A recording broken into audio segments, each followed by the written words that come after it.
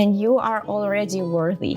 You don't have to earn it. You don't have to do anything. You don't have to pass a test. You don't have to paint your nails. Right. You are already equals with your spirit guides because you are made from the same stuff. You are them, they're you.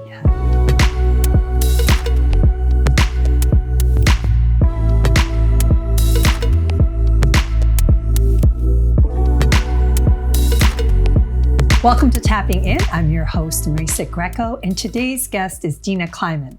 Now, Dina is a powerhouse when it comes to spiritual connection. She's an incredible teacher. She's an incredible guide. She's an incredible channel, and she has been doing this work for over 14 years.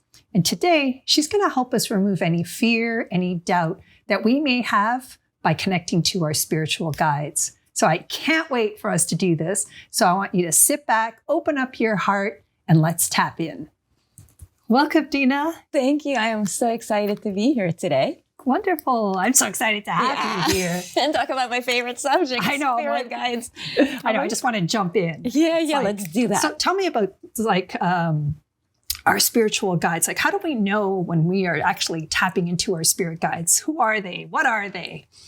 So I find the best thing to do is to simplify everything and to think of spirit guides as a friend who you value very much, who you go to for advice, and who does not give unsolicited advice because they respect you. The only difference between a spirit guide and an awesome friend is that a spirit guide is non-physical and an awesome friend is physical. So if we just take it down to those basic levels and stop thinking about them as some mystical creature that just pops out of the sky and says, go left or don't do that. If we stop playing Hollywood and just accept it as a normal part of life, then we'll be in the flow. We'll be able to connect with them, talk with them wherever we want. It's true. Like cultures around the world still do that, right? The Native Indians bring in different guides to help them find, where to hunt or, you know what I mean? Yeah. So it's been going on for years. This is not something new for anybody. Yeah. What are some simple rituals that you have for us to actually connect to a guide? Okay, so let me start with a story. Okay. So imagine this. Imagine you got this friend, best friend. You really love this person, but you haven't seen them for a few months. Life gets busy. But you know that this friend, they always have lunch at this restaurant. So finally, you go to lunch with them. You're like, okay, I'm just going to show up. I'm not even going to tell them I'm coming. I know that they're there. So you get to the restaurant. The hostess takes you up the stairs. You walk into this beautiful room. It's a sunny day. There's your friend sitting next to a big bay window looking outside. There's a beach there, the ocean, and you're just so excited. You're like, I'm going to go hug my friend. I haven't seen them. And as you get close, you see your friend is like this, and they're absolutely livid. They're so mad at you. And you're like, what did I do? Yeah. What happened? What happened? So finally, you get them to open up, and they say, you are a bad friend. And you're like, why?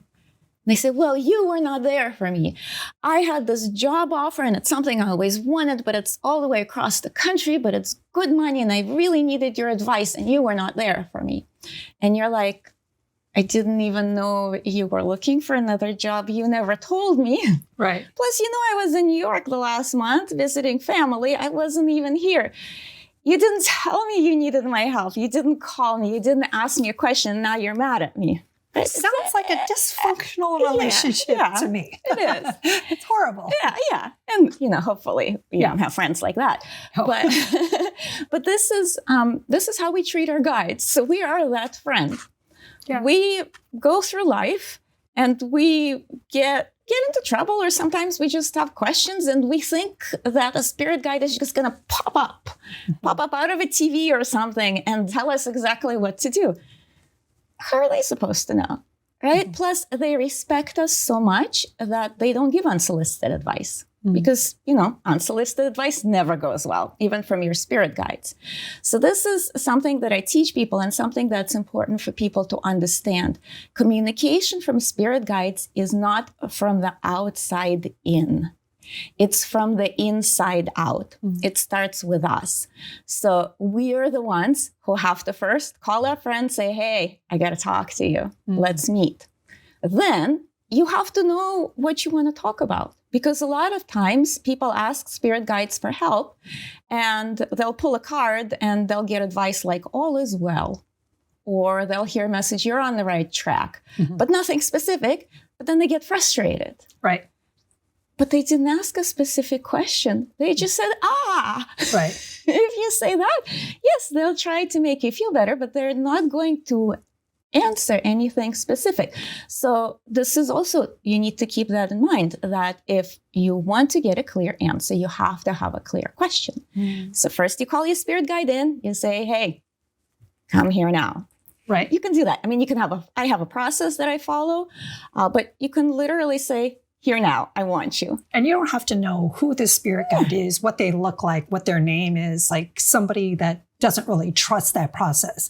They could just be open-minded and be like, I just want to talk to my spirit guide. Yeah. You could start there. Yeah, exactly. Okay. I want to talk to my spirit guide knowing that a spirit guide is an awesome friend. Great. So you want to talk to somebody who is awesome, who is full of light, who is full of love, who is wonderful. Right. So you do specify who you want to talk to. So spirit guide, you can think of it as a concept or as idea or as an archetype of an energy that vibrates at vibration of love and speaks the language of unconditional love, does not judge, does not fear, and is always there for you, but you have to call them in. So this is the number one advice I always give people. From the inside out. Yes. You call them, you tell them what you want, then you got to listen. Because if you want advice from a friend, right, you're going to listen to it, hopefully, if you truly want advice. You're not going to talk over them. You're not going to space out. So the same thing for spirit guides. When you ask them for advice, be ready to look for it.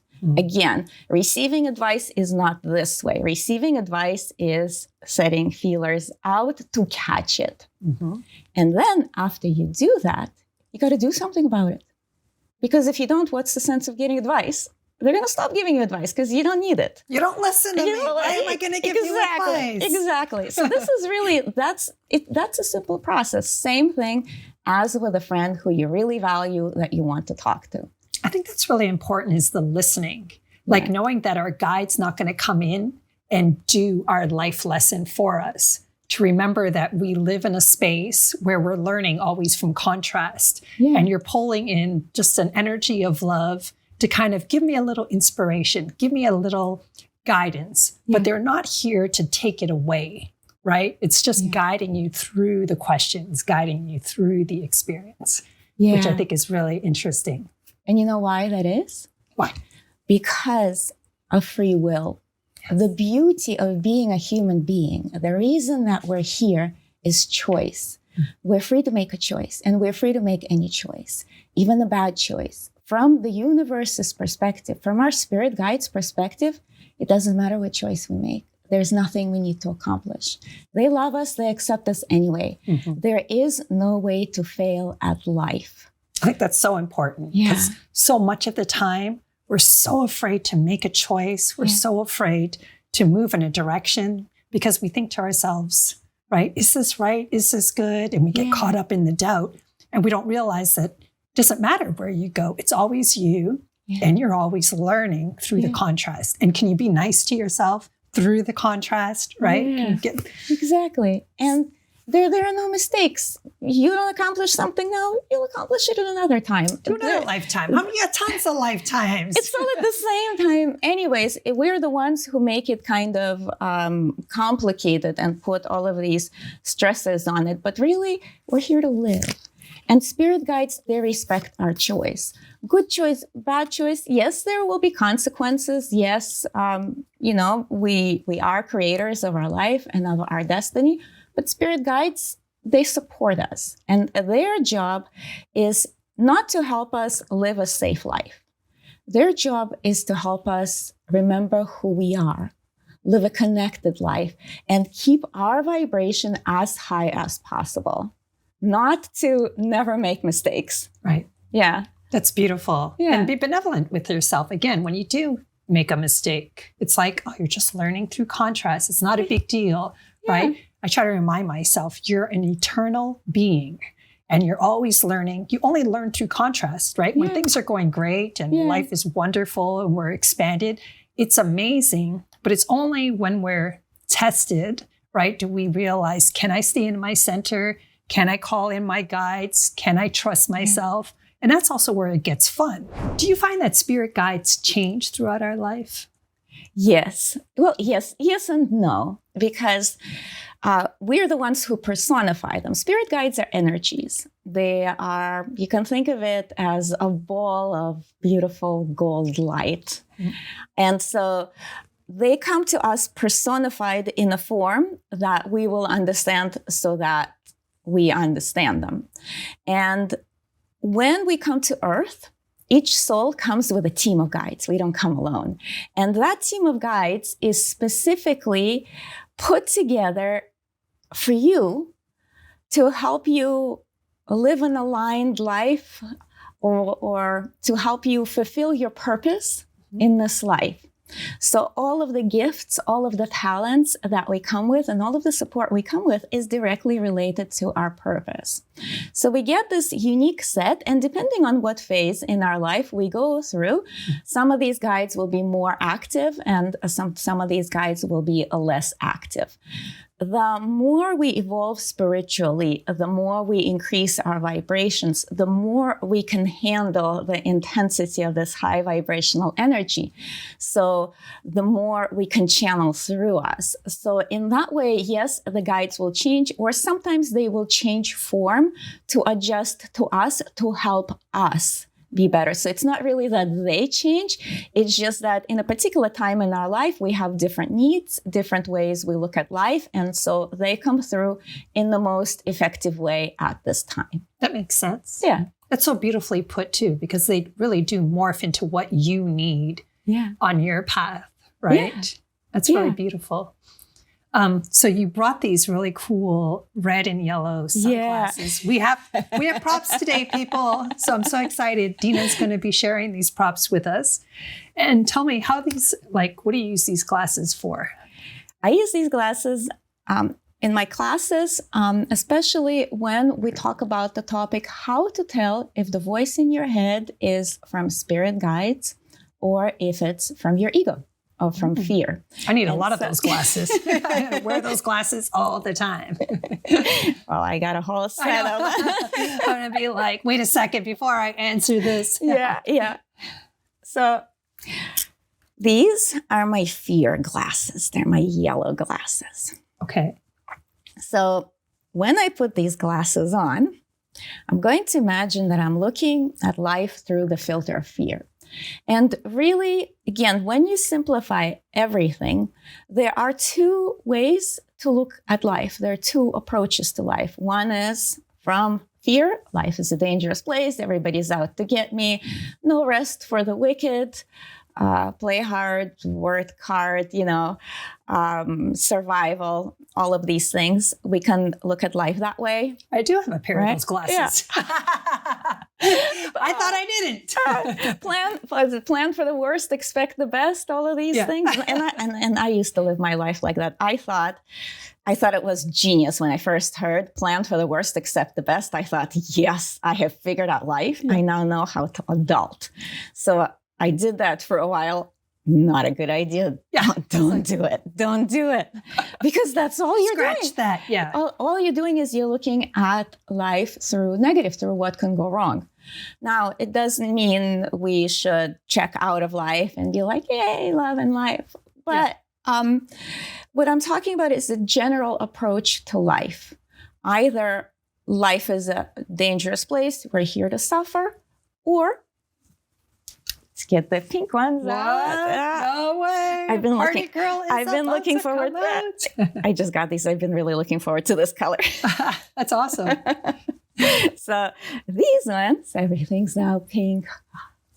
So here, I'm looking through life at life through a filter of love. And what that means is whatever problem comes, when it comes, I have the tools and resources to handle it, or they will come. Meaning that the world is not a dangerous place. The world is not out to get me. The universe is a loving being, and we are made from love, and we are here because of love. And actually, I remember some years ago, I had a client who is a therapist, and we were having this discussion about where we come from, how we come from love. We are here because of love. And the reason I say that is this whole earth experience, if we think of it as a lesson on how to be better, how to be kinder, how to, when we return home, how to be a bigger container of love, then we are here because of love. We are here so that we go through life the best way we can. And then when we return, we can carry more love. Right. So it's love that sent us here. So I was telling her this, and she looks at me like, this changes everything. I said, yeah, he did not know this. She says, no, it changes everything. Yes. So yes, it does change everything. So I brought these two props, and I brought this card. This is from one of my favorite decks, Spirit Animals, and it's a vulture card. And what I wanted to do was go through a little exercise where we pick a dilemma, a question that many people have, and then we look at the card through the filter of love and then through the filter of fear. Actually, we'll start with the filter of fear because do it. It's kind of fun. Okay, so let's do it. So let's say a common issue that a lot of people are experiencing is that work. You know you're meant for something else. You know you're meant for something bigger. But there you are. You got to go pay the bills.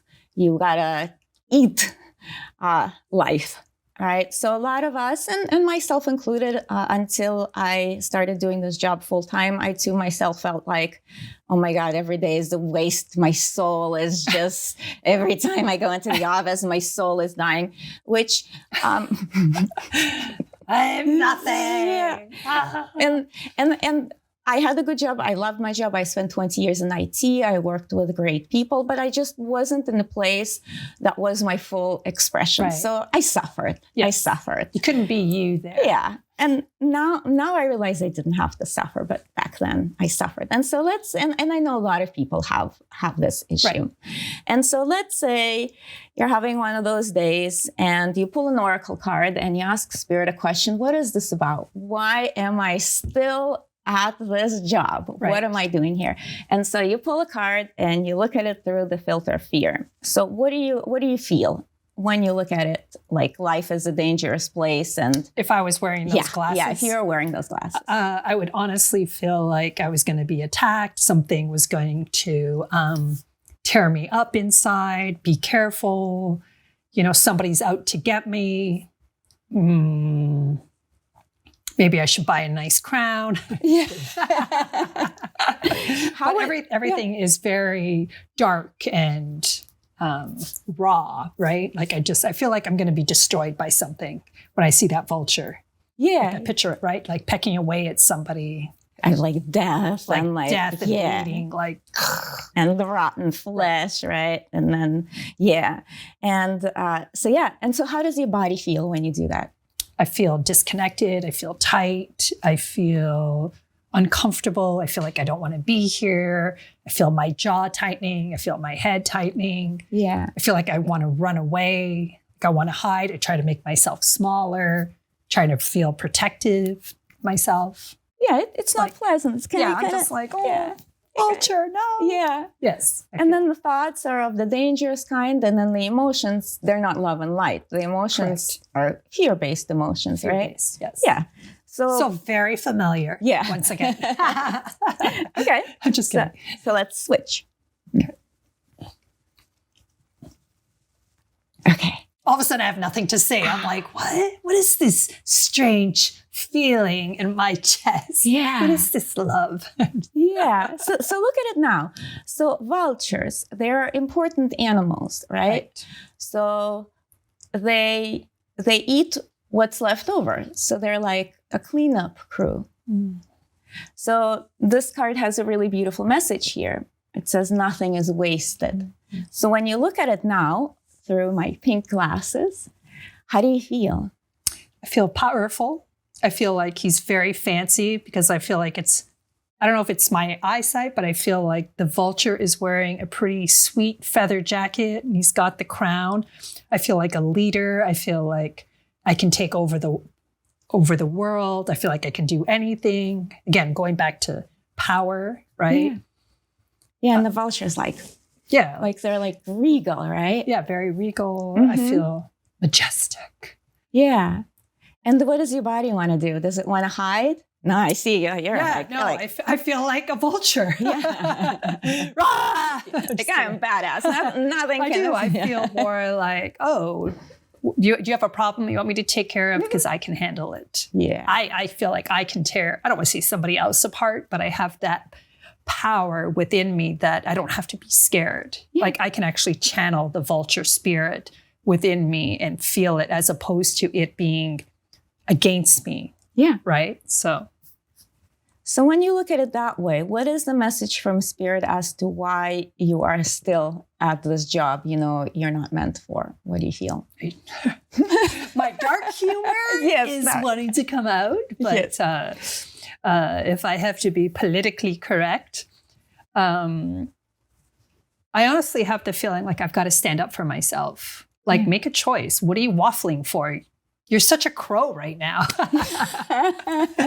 Don't be a pigeon. I'm like, you're a vulture, right? So what do I need to do to stand up for what I want? And then what is it that I want? Maybe I haven't even asked those questions. I'm so used to complaining and being in fear that I haven't even given myself the opportunity to feel this power, right? This freedom and knowing that maybe there's something bigger out there for me. As opposed to me leaving this job is going to make me feel smaller and fearful and nothing's got my back. I feel the complete opposite. I feel like something bigger is out there for me. I can do more. Yeah.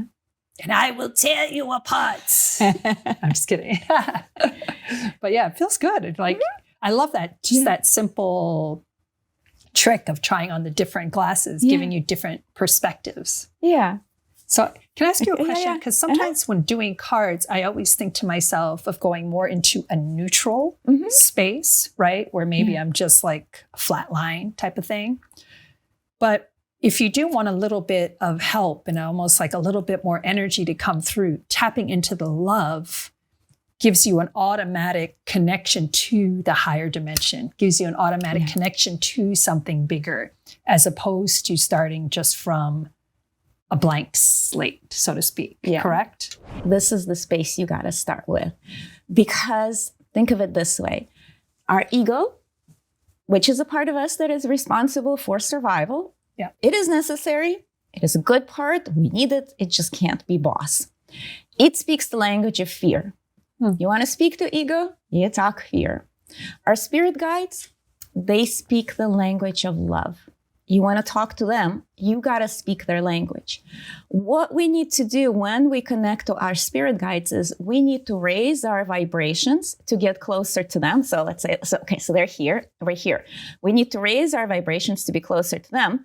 They lower their vibrations to be closer to us, and we meet in the middle. So putting yourself into the heart space, putting yourself into space of love, putting on these glasses, and maybe you want to meditate in these glasses. Maybe these will be your new meditation glasses, will actually make your communication more clear and more easy to do. So neutral space is good, but I always put myself in the space of, if I was this grandmother who has lived her entire life and she has seen everything and she just loves life and loves every minute of her existence and she's not scared, she doesn't judge. That's kind of like the image that I see in my head, because a grandmother is closer to me visually, right? Just so beautiful. Just like this kind person who does not fear anything. It doesn't have anything to fear. She's done. She's like, I've been there, I've done it. She's done. And she just enjoys watching kids play. Yeah. it doesn't matter to her that they're making a mess and screaming. They're playing, so it's live. So putting myself into that space. Or, let me set this down here. Another thing that I do, which is even easier, is I find 5 things to get excited about. Yeah. And it can be, so I get excited about this ring because it's shiny, right? Mm-hmm. So it doesn't have to be big things, tiny things to get excited about. So I look around, I find 5 things in my environment that I like. Mm-hmm. I'm having a good hair day, so that counts. I ate a really nice orange, like these tiny little things that make me happy. I think about those and immediately my lift moods. Of course, gratitude will always get you there. But sometimes life gets hard. And so it's hard to put ourselves in that mental space, but we can always look around and find something to get excited about.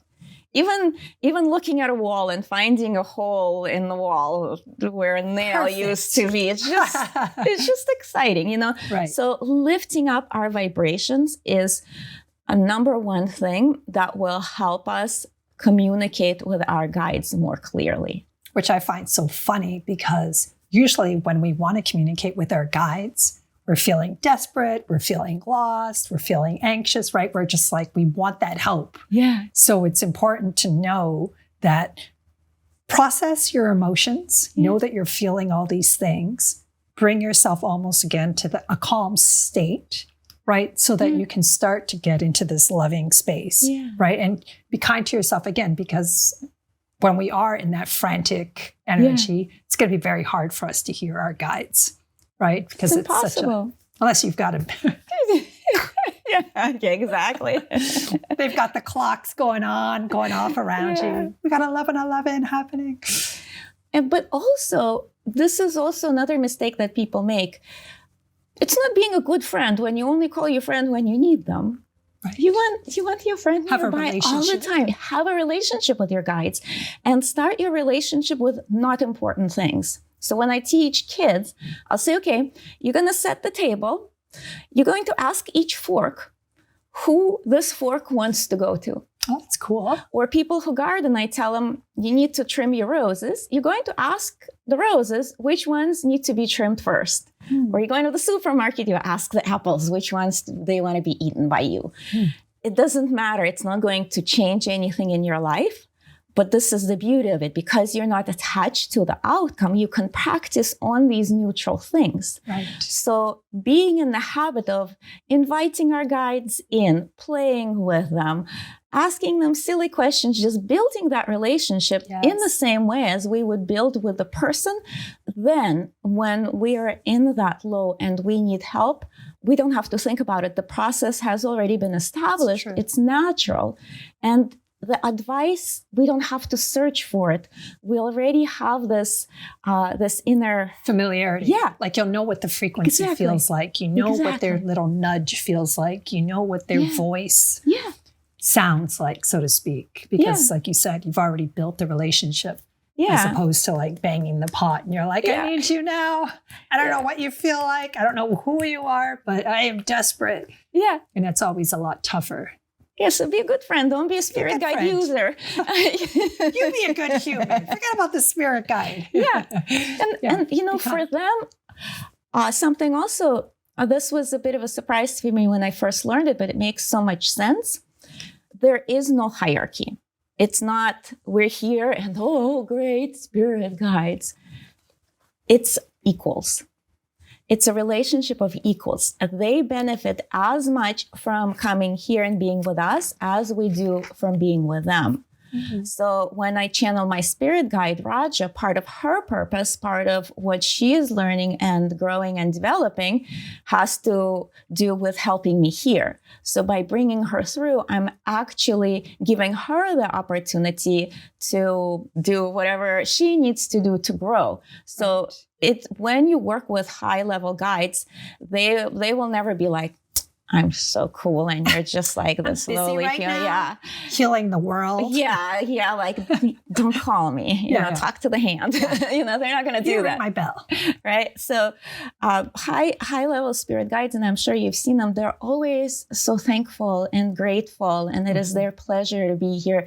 They enjoy it. And it is as valuable for them as it is for us. So this is also important to remember, because this relationship is ego relationship. Yeah. This relationship is spirit guide relationship.